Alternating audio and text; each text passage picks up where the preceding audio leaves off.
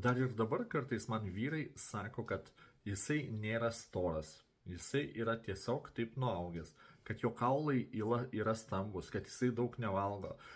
Jūs meluojat ne tik tai man, bet ir savo.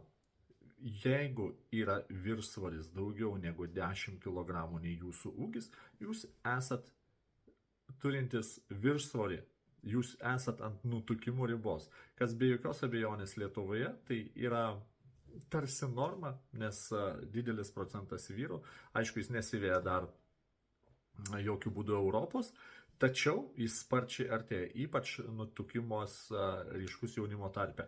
Ką tai sąlygoja? Visų pirma, 1 kilogramas viršsvorio sąnarius apkrauna 5 kilogramais, todėl atsiranda begalė daug kaulų ir raumenų sutrikimų. Tai yra širdies ir kraujagyslių lygos. Tai yra apkrova netgi šlapimo kanalams ir taip toliau.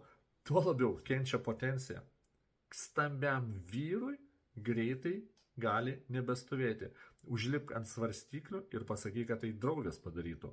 Beje, jeigu turite vyrai antsvorio, tai būtinai parašykit.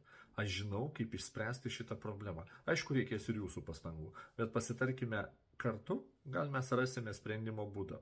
Tuo net neabejoju. Svarbu turėti valios.